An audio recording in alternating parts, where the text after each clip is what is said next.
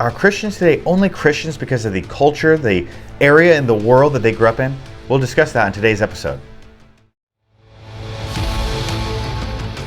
Warner Wallace is a cold case homicide detective who's been investigating cold case murders in Los Angeles County for over a decade. His work has been featured on Fox News, Dateline, and Court TV. Now, we join him as he applies his investigative skills to making a case for Christianity.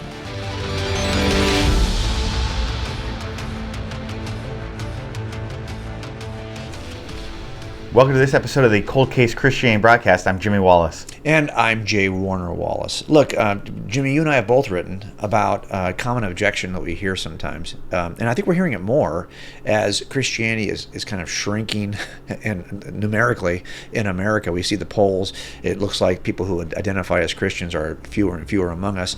And this complaint, this objection I hear sometimes is, well, look, you're only a Christian anyway because you happen to be raised in a Christian culture. If you were born someplace else, you would be raised with some other belief system. So they're really challenging whether or not any of us have even examined our views or if we're just kind of reflecting the culture around us. Now, you've written an article about this, and we'll start with that. And that article is called Does Our Location Determine Our Religious Beliefs?, in which you directly address this issue. It's on our website at coldcasechristianity.com.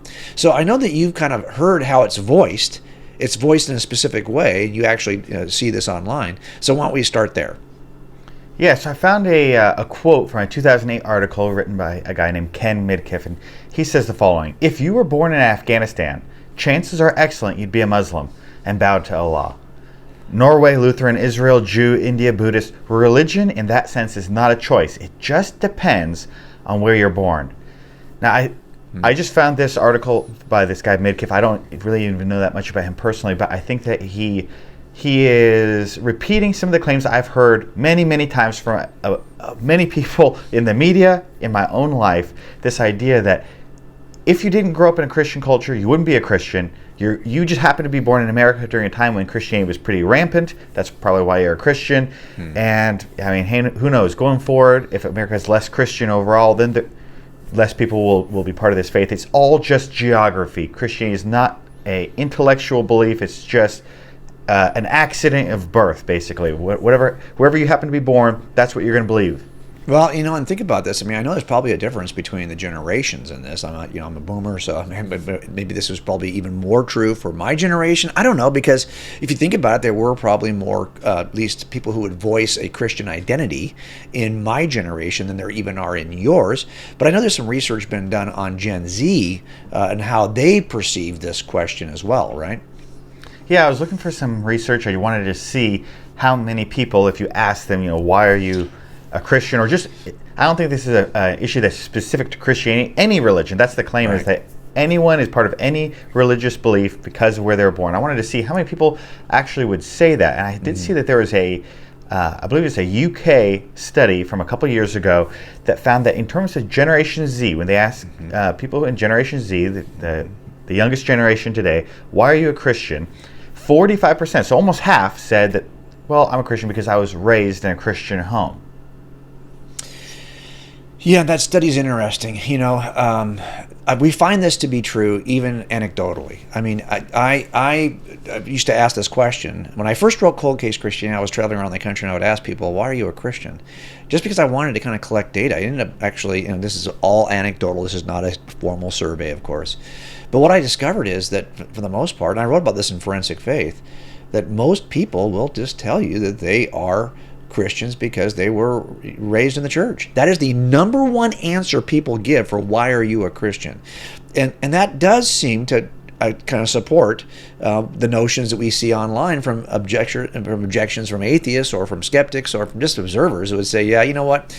You don't even know if this is true. You've never even examined it. Well, to be honest, that's probably the case for a lot of people who would say they were raised in the church and that's why they're a Christian to begin with. And I think that's where I want to start with this, is that, okay, so there is the complaint, is that you don't even know if it's true.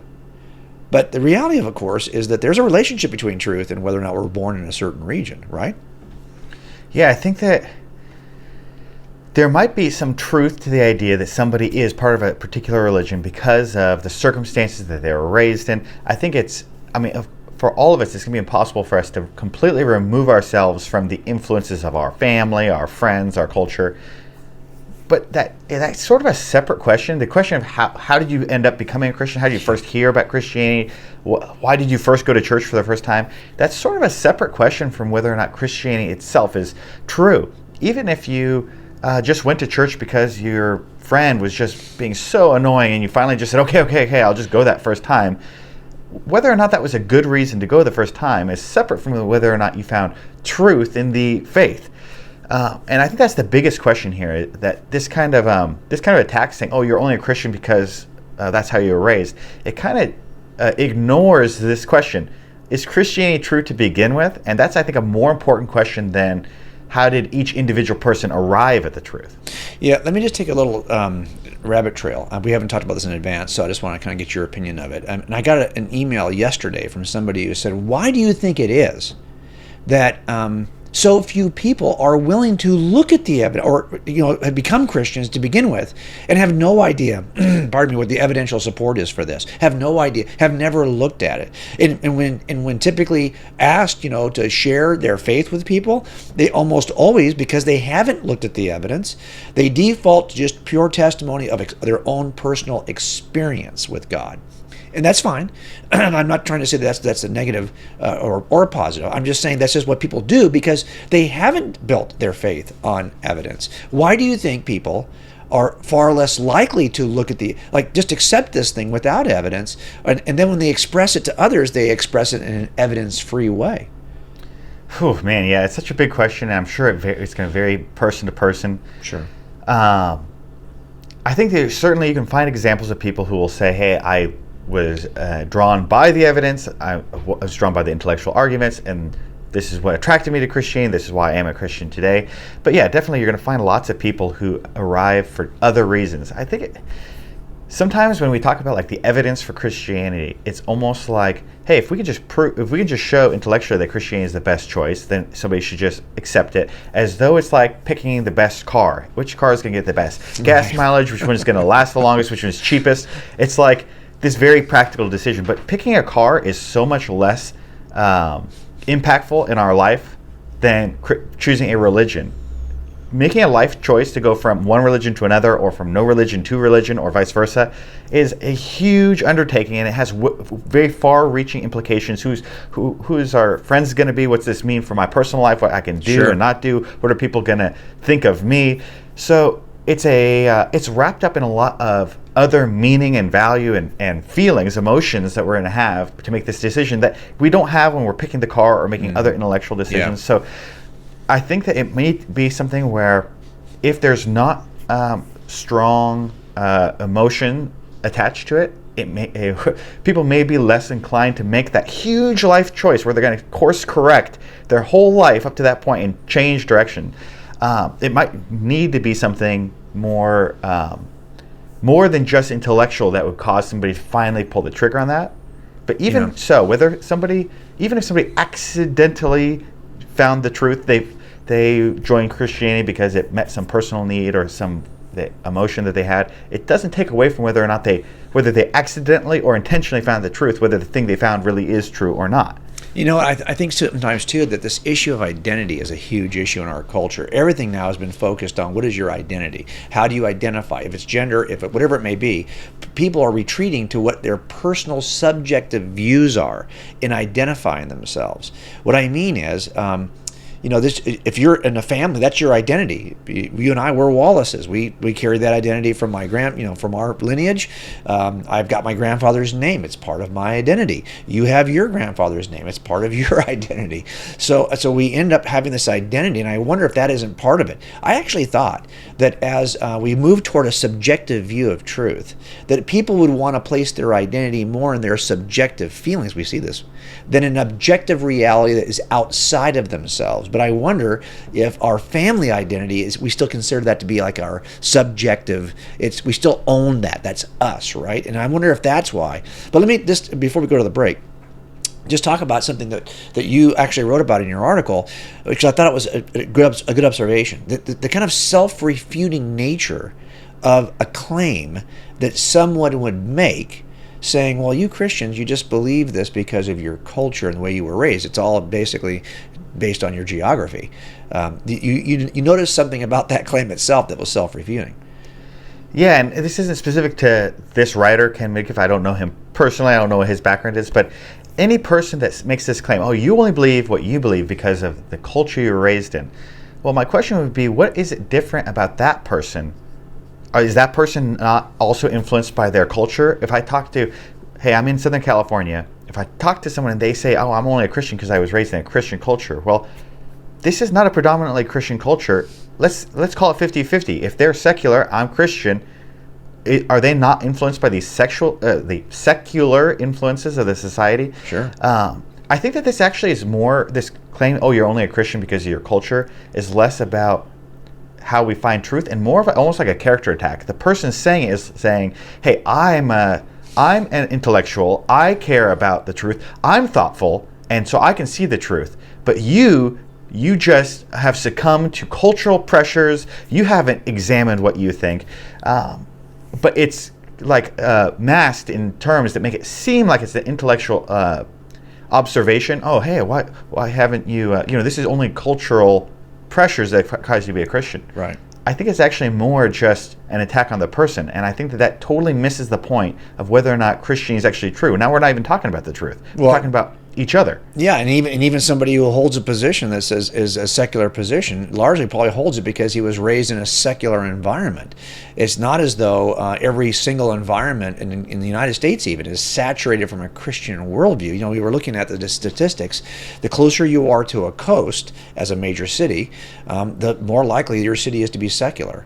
The larger your city, the more likely your city is to be secular. The closer you have to proximity to a university, the greater the chance your city is secular. So if you're on a and how could we say that to somebody who's not Christian? Oh, you're only right. Atheist because you grew up by UCLA, by the college. Like, yeah, that has nothing to, I mean, it may have influenced somebody's personal life, story, but that ultimately totally ignores the question of whether or not Christianity, atheism, any claim is true. Yeah, absolutely. And that but basically says too is that, hey, there's some way that any of us, none of us, make decisions, experience truth claims, assess truth claims outside the influence of our culture and all the other things that feed into the way we think. We're not in vacuums. We're not like, in the Matrix tubes where we're all isolated from each other. We all are making decisions in a certain context. Let's take a break here, and when we come back after the break, we'll talk a little bit more about maybe some concrete examples that we can give as to why this claim is fallacious to begin with. We'll do that after the break.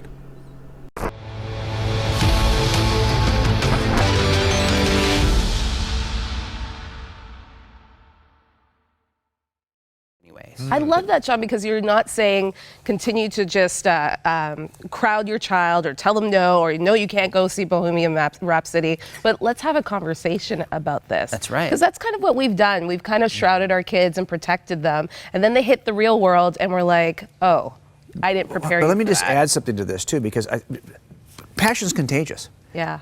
Organically, your kids have already adopted some of the things before we started sitting down here, we were talking about sports. And all of us could actually add to that conversation in a deep way, because we apparently know enough about these sports and are interested enough about these sports to be able to. So I'm raising up fans of the teams. My kids are the fans of the same teams that I'm a fan of. Why? Because the overflow of my joy in this area apparently has spilled out to my kids, and they've caught it. My question is, are we as parents informed? Are we informed enough? And are we passionate enough that the overflow of our faith is being caught by our kids? Wow. Or are we having to say, well, okay, we're excited about this other thing, but now we're going to stop and talk about God? Really? So it's really about what are we passionate about? And what are the most joyous conversations we have? If they're about your favorite hockey team or your favorite basketball team, probably we need to shift our attention toward the things that really matter. Yeah, and you say in the book there's some obstacles, even in our own personal lives, that get in the way of our passion and our joy around faith. So what are those obstacles, and how do we overcome them so we can model great faith? Well, I'll give you one, and maybe I can give you another. I think part of it is sin. We have some undisclosed sin. Nobody wants to come before the throne if they feel like they're ashamed of being in front of the throne. So a lot of it to address with young people is, what is that hidden shame or that hidden sin that is keeping you from being passionate? Even as parents, we have to ask that question. I'd also say misplaced priorities. We place priority on our career and on other things that are important but not the ultimate good. I think busyness is a piece of it. And then third, our own inadequacy. Sometimes we feel like I'm not equipped to have these conversations. I don't have all the answers. And all we're saying is just, if you, in the last chapter of the book, we say, you might read this and feel like, here's so many practical ideas, I'm overwhelmed. And at the end we say, just do one, just do two. Just start, and your kids start to notice this is important, and you can make a difference. So it's not our knowledge or anything we do that makes us adequate. It's God who can speak through us if we're willing and available to just reach out to our kids and take a small step.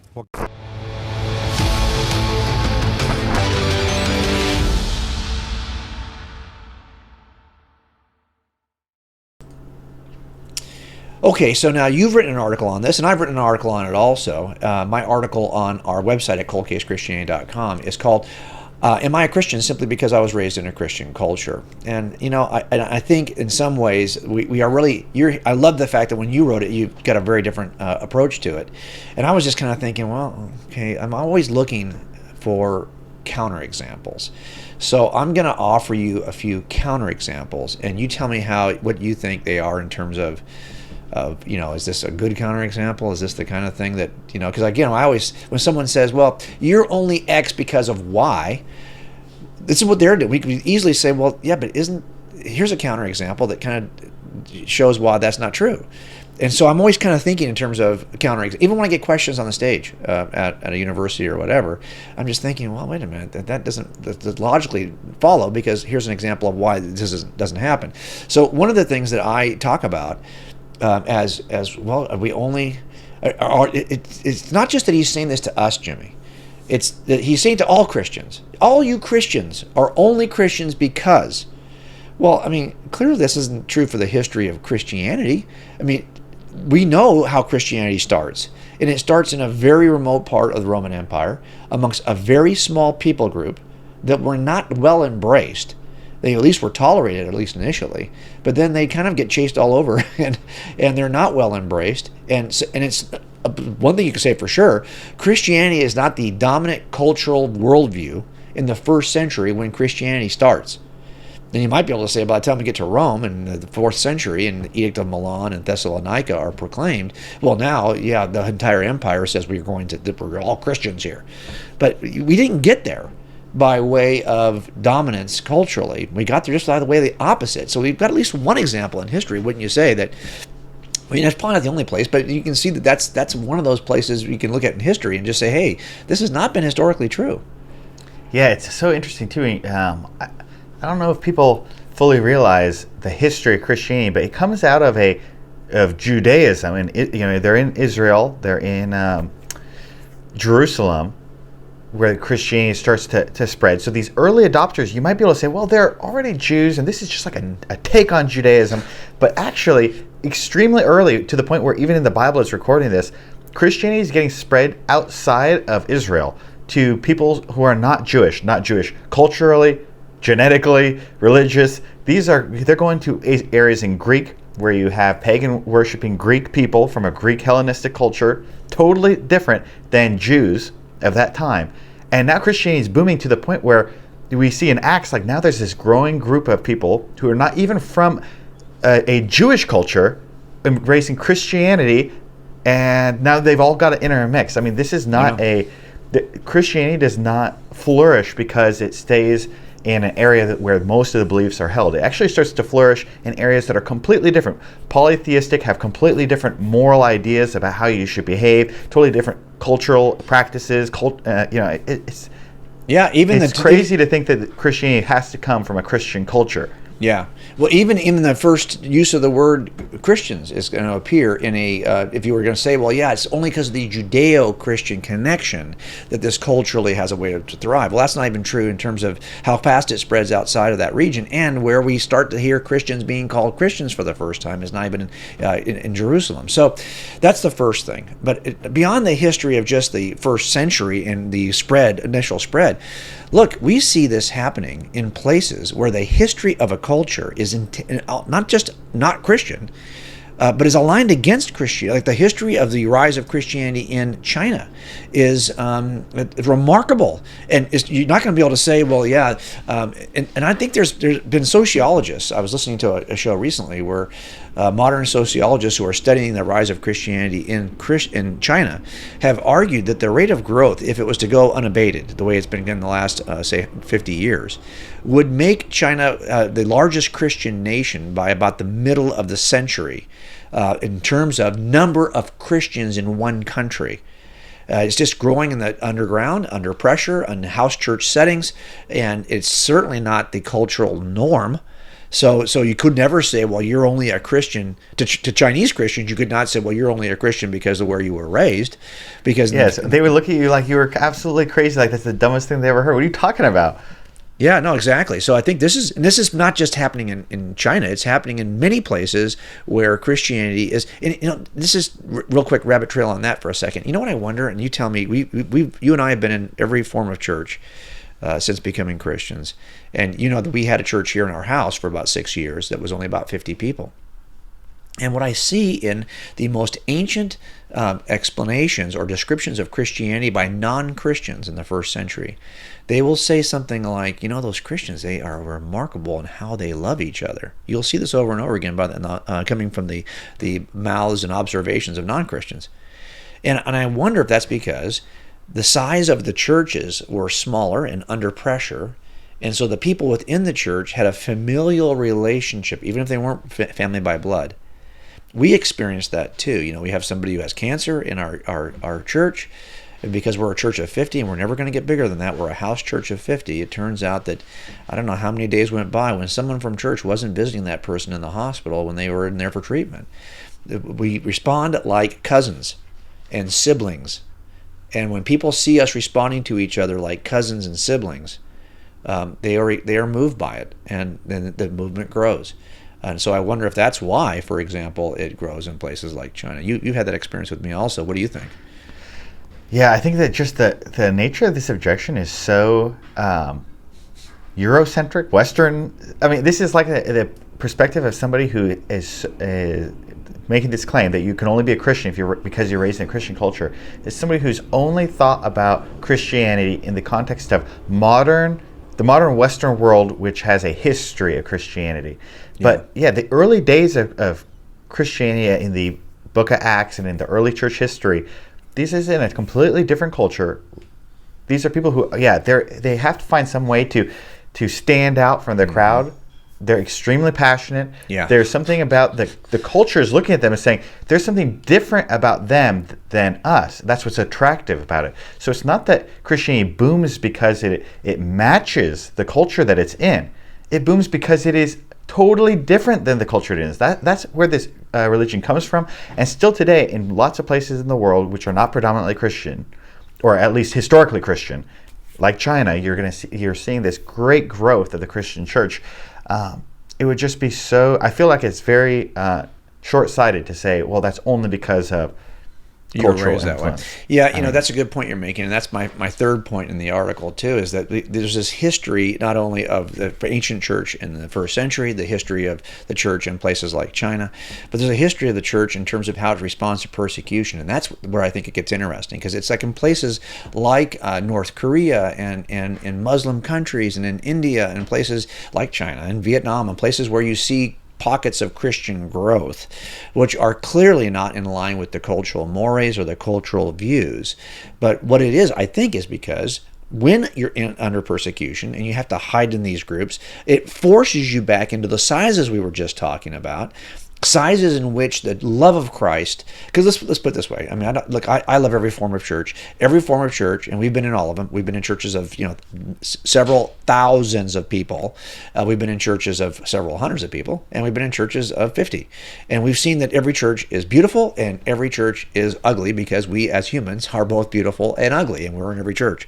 So I don't really have a favorite. I'm not like advocating for one size over the other. But here's what I do know: when churches get beyond the size of like what a typical family reunion, like we went to a family reunions back in Texas, and how big are they really? By the time you get your cousins and uncles and everyone knows everybody, if you're really only going to invite the people you know, well, it turns out you're about about 50, 30 to 50. That's the size of family reunions. When the church, because it's under pressure and persecution, has to kind of huddle together in units that resemble family units, it acts in a way that's different. Look, you can have an illness in a church of 500, and no one may even know you have the illness. If you're in a church of 5,000, you can enter and leave for weeks, and no one even knows you're there.